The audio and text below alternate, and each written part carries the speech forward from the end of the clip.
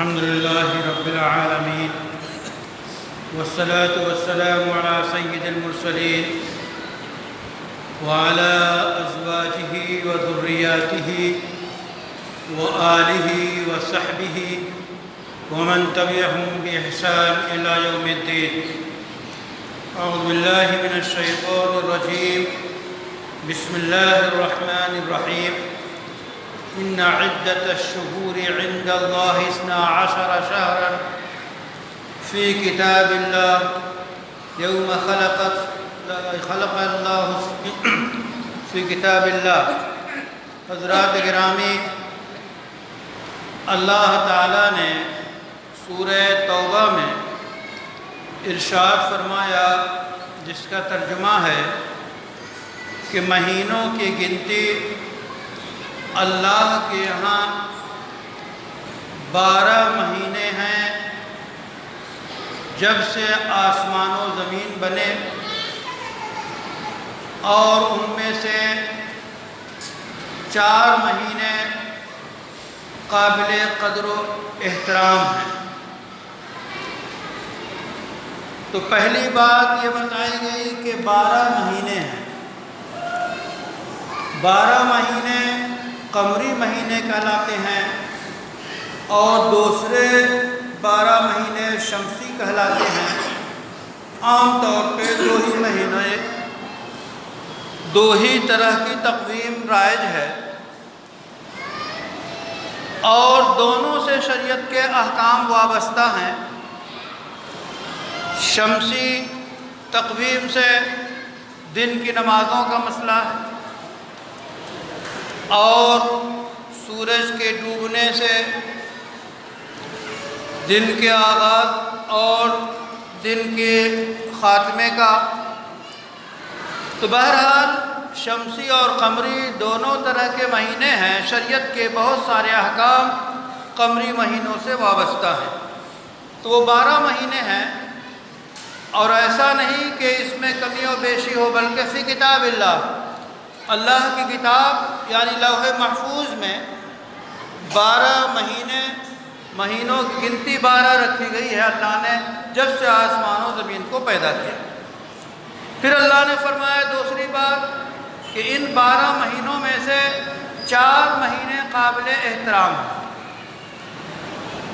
قابل احترام یعنی ان مہینوں میں عام حالات میں جنگ جائز نہیں ہے اور جنگ سے احتراز کیا جائے. وہ حج کے مہینے بھی کہلاتے ہیں، ذی قعدہ، ذی الحجہ، محرم اور رجب. یہ 4 مہینے ہیں. تو ان 4 مہینوں میں سے ایک مہینہ محرم الحرام کا مہینہ ہے، اور اس وقت وہی چل رہا ہے. اسی سے ہجری سال کا، قمری سال کا آغاز ہوتا ہے. سال کا جب آغاز ہوتا ہے تو سال کے پہلے دن کوئی ایسی دعا حدیث سے ثابت نہیں ہے جس کو خاص طور پہ ہجری سال کے آغاز میں اس کو پڑھا جائے. البتہ ہر مہینے جب چاند دیکھیں تو اس وقت کی دعا ہے اللہم اہلہ علینا، کہ برکت کے ساتھ، سلامتی کے ساتھ، اچھائی کے ساتھ جو ہے اس مہینے کو اللہ تعالیٰ گزارے اور لائے اور داخل ہوا. تو یہ دعا تو ہر مہینے میں ہے. سال کے شروع ہونے کی دعا کسی صحیح حدیث سے ثابت نہیں ہے. تو جس طرح ہجری اور تقویم کے سال کے آغاز میں کوئی نئی دعا نہیں ہے، تو ظاہر ہے کہ شمسی سال کے آغاز میں کون سا اہتمام ہوگا؟ تو اہتمام نہ شمسی سال کے آغاز میں ہے اور نہ قمری سال کے آغاز میں. جیسے عام ایام شروع ہوتے ہیں روزانہ، مومن روزانہ دعا پڑھتا ہے، الحمدللہ الذی احیانا بعد ما اماتنا والیہ النشور، اور ہر مہینے میں چاند دیکھ کر دعا پڑھتا ہے. یہیں تک رسول اللہ صلی اللہ علیہ وسلم سے ثابت ہے. نئے سال کے موقع پہ مختلف تقریبات کا اہتمام کرنا، چاہے وہ قمری ہو چاہے وہ ہجری ہو، اس کا ثبوت شریعت سے نہیں. پھر یہ مہینہ محرم کا مہینہ اس معنی کر کے قرآن نے خود 4 محترم مہینوں میں اس کا شمار کیا ہے، قابل احترام ہے۔ اس مہینے میں اگر تاریخی اعتبار سے تجزیہ کیا جائے تو جاہلیت میں بھی لوگ اس مہینے کا احترام کرتے تھے، اس میں جنگ نہیں کرتے تھے، آپس میں اجتماعی لڑائی نہیں لڑتے تھے، قتل و قتال سے گریز کرتے تھے۔ پھر اس مہینے میں جو خاص دن ہے 10ویں تاریخ، جسے یوم عاشورہ کہتے ہیں، تو 10ویں تاریخ یعنی یوم عاشورہ، جس کو ہم اور آپ محرم اسی کو کہتے ہیں۔ حالانکہ محرم تو پورے مہینے کا نام ہے، لیکن رائج ہے ہمارے عرف میں کہ محرم آیا۔ اور یہ بھی ایک عجیب بات ہے کہ ہمارے سماج میں محرم کو بعض لوگ بطور تہوار مانتے ہیں، اور یہ ہم نے بچپن سے سنا کہ 4 اسلامی تہوار ہیں، عید اور بقرعید اور شب برات اور محرم۔ یہ 4 تہوار نہیں ہیں، شریعت میں صرف 2 تہوار ہیں، عید الفطر، عید الاضحیٰ۔ اس کے علاوہ اور کوئی تہوار نہیں ہے۔ اگر کوئی بطور تہوار اور کسی دن کو مناتا ہے تو درست نہیں ہے۔ البتہ فضیلت کی بات یہ ہے کہ 15ویں شعبان کی رات میں ان کی فضیلت ہے اور 10ویں محرم کے دن کی فضیلت ہے، اور اس دن تاریخ کے بہت بڑے بڑے واقعات رونما ہوئے ہیں۔ آسمان و زمین کی پیدائش 10ویں محرم کو ہی، قلم کی پیدائش 10ویں محرم کو ہوئی، وہ قلم جو تقدیر کا قلم ہے، نون والقلم وما یسطرون۔ اسی طرح حضرت آدم علیہ السلام کی تخلیق اسی 10ویں محرم کو ہوئی۔ آدم علیہ السلام اس دنیا میں تشریف لائے، ان کی جو توبہ قبول کی گئی وہ بھی اسی دن۔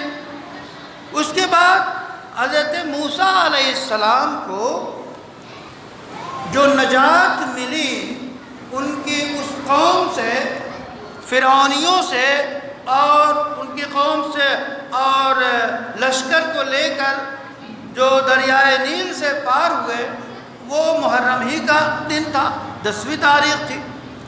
تو اس طرح اہم تاریخی واقعات محرم میں پیش آئے ہیں اور پیش آئیں گے۔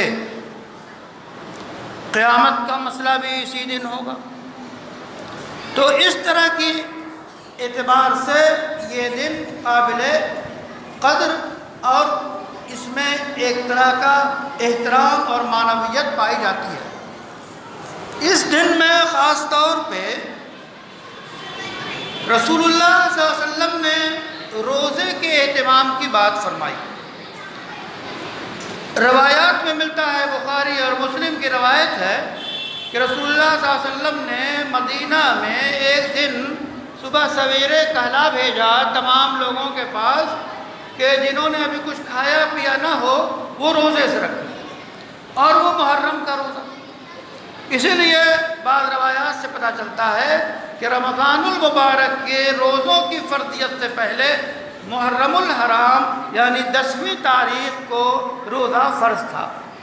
جب رمضان کے روزے فرض ہو گئے تو فرضیت تو ختم ہو گئی، لیکن سنیت اور اہتمام، استحباب اور فضیلت آج بھی باقی ہے۔ روایت میں آتا ہے، ترغیب و ترہیب کی روایت ہے، بیہقی کی روایت ہے کہ اس میں جس نے اس دن روزہ رکھا اس کے 1 سال پچھلے گناہ معاف کر دیے جاتے ہیں۔ یہ احادیث میں اس کی فضیلت آئی ہے۔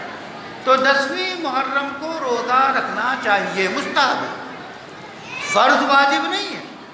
لیکن آپ جانتے ہیں کہ جو چیز بہترین چیز مل رہی ہو تو آدمی یہ نہیں دیکھتا کہ کمپلسری ہے یا نہیں، بڑھ کے لینے کی کوشش کرتا ہے۔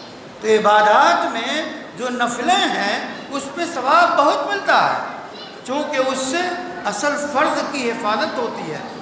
اصل ہیرے کو محفوظ رکھنے کے لیے جو اس کا کور، جو اس کا جو ہے باقاعدہ اس کا پیکنگ جو ہوتی ہے وہ بھی بہت قیمتی ہوتی ہے۔ تو جب پیکنگ رہے گی قیمتی مضبوط تو ہیرا محفوظ رہے گا۔ تو فرض چیزیں، فرض نمازیں، فرض روزے یہ نگینے کے طور پہ ہیں، ان کی حفاظت سنتوں اور نفلوں سے کی جاتی ہے تاکہ وہ پورے طور پہ مکمل رہیں۔ تو رمضان المبارک کے روزے فرض ہیں اور جو نفلی روزے ہیں ان سے ان کا تحفظ اور مزید اس کے ثواب میں اضافہ ہوتا ہے۔ تو محرم کے دن کا روزہ رکھنا مستحب ہے، مسنون ہے۔ البتہ ایک بات یہ ہے کہ محرم کا روزہ ایک روزہ نہیں رہنا چاہیے بلکہ 2 روزے رہنے چاہیے، یا تو 9-10 کو رہے یا 10-11 کو رہے۔ آپ صلی اللہ علیہ وسلم نے ایک ہی روزہ رکھا ہے، لیکن بعد میں آپ نے کہا کہ اگر میں آئندہ سال زندہ رہا تو ایک روزہ میں آگے یا پیچھے رہوں گا۔ اس سے سنیت ثابت ہو جاتی ہے۔ اس واسطے ہمارے لیے حکم ہے کہ ہم یا تو 9-10 رہیں یا 10 اور 11 رہیں، اور اگر کوئی 9 کی بھی رہتا ہے، 10 کی بھی رہتا ہے، 11 کی بھی رہتا ہے تو یہ بھی ایک طریقہ ہے۔ بہرحال نفلی ثواب ملے گا۔ اسی کے ساتھ ساتھ محرم میں بعض روایات میں یہ بھی ہے کہ کھانے پینے میں ذرا توسیع کرنی چاہیے، تو یہ بھی روایات سے معلوم ہوتا ہے۔ محرم کے ساتھ ایک بات اور بھی ہے کہ بقیہ حضرت سیدنا عمر کی شہادت کا واقعہ 10ویں محرم کو پیش آیا، اسی طرح سیدنا حسین کی شہادت بھی 10ویں محرم کو ہوئی۔ تو یاد رکھیے گا سیدنا عمر، سیدنا حسین کی شہادت سے 10ویں محرم میں فضیلت نہیں آئی ہے، بلکہ 10ویں محرم کی فضیلت کے دن میں یہ دونوں شہادتیں پیش آئی ہیں تو ان کو فضیلت حاصل ہوئی۔ یہ بہت نمایاں فرق ہے۔ اس لیے محرم الحرام میں ہم پورے جو ہے غور کے ساتھ اور اہتمام کے ساتھ روزہ رکھنے کا اہتمام کریں، اچھے کام کریں۔ بقیہ جتنی چیزیں ہیں، کوئی بھی کسی کا بھی انتقال ہوتا ہے 3 دن سے زیادہ غم اور سوگ نہیں منا سکتے۔ صرف بیوی جو ہے 4 مہینے 10 دن شوہر کے انتقال کے بعد سوگ مناتی ہے قرآن کے مطابق، اس کے علاوہ کوئی بھی ہو 3 دن سے زیادہ سوگ نہیں ہے۔ اس لیے محرم کے ساتھ کبھی کوئی غم نہیں جڑتا ہے، محرم کے ساتھ فضیلتیں جڑتی ہیں، برکتیں جڑتی ہیں، اللہ کی عنایتیں جڑتی ہیں۔ ہم سب اس کے امیدوار ہیں۔ وآخر دعوانا ان الحمدللہ رب العالمین۔